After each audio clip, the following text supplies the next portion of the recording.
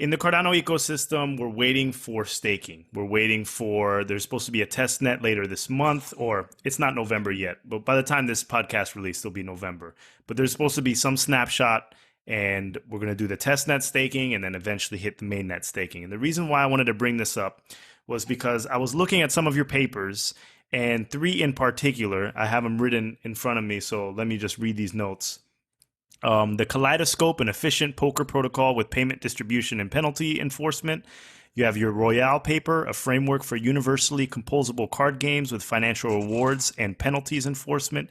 And 21, bringing down the complexity, fast composable protocols for card games without secret state. And in your paper, in the Kaleidoscope paper, in the abstract, it says something to the lines of, the protocol provably enforces rewards distributions and penalties for misbehaving parties while achieving efficiency comparable to previously tailor-made poker protocols. So it's a lot about the reward mechanics, the game theory behind the card game. And there's going to be a lot of game theory in staking as far as the winners, the stake pool winners, and delegation, and what the reward schematic should be. So is research from these papers, these three papers, being used or implemented for the reward schematics for Shelley staking or any of the protocols that are going to be released in the future for Cardano? Actually, there is the short answer is no for this staking system, but in the reward system, sorry, because we had actually another paper which deals with the reward and the staking, which are not one of these three. But I will describe what reward means in this context, in the context of those three papers. This they are more described like multi-party computation application over the chain. So this the three of them, like 21, Kaleidoscope, and Royale. The reward and penalties here in that context means in multi-party computation there is this problem of fairness, which means when the players are performing a protocol, then if somebody stops, for example, some adversary within the players, they could get output before the others, or even get the output of the computation, and the honest players will not get it. So and it's kind of hard to deal with this situation when somebody can stop the computation suddenly and leave all the others behind, and that's not fair. So that's kind of the word. So the way to, and this kind of problem shows up in these card game protocols, because they are performing a computation when they are dealing with the game. They have to perform computation to extract a card, to get a card from the deck, to open the card. All these actions that you physically do in the game, we have an analogous action in terms of protocol. So if at certain point, for example, you're an adversary player and you get a bad hand and you just stop the computation because it doesn't worth it, for example.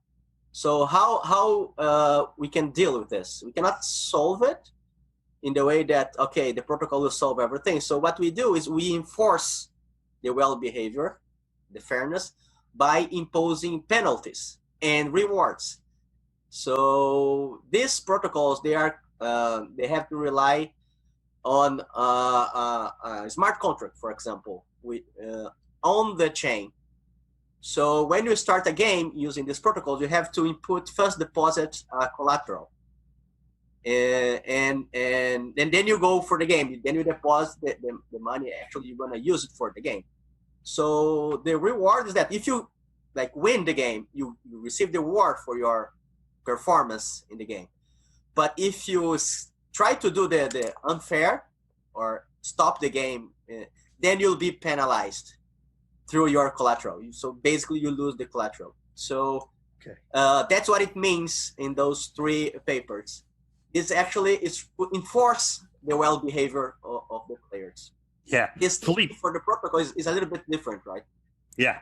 Yeah, I'm sure you guys know. That makes a lot more sense. That was a really good question, and here's why. So the way I understand it now.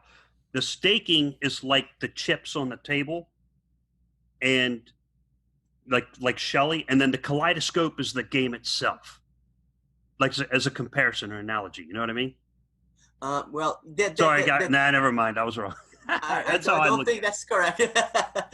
Yeah, the difference between Kaleidoscope and Royale, they are very similar, but the proof of security in Royale is more robust because it's composable. You can uh, play several copies of the protocol together. They don't actually hurt each other.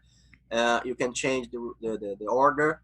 And also Royale is for every card game. We'll say every, but actually we try to get as many as possible actions, which we believe will cover a lot of card games.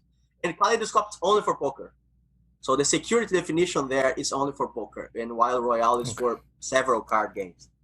But the staking in the sense of the Ouroboros, the consensus, is for the proof of stake. Actually, is when you delegate the rights on your stake to someone else.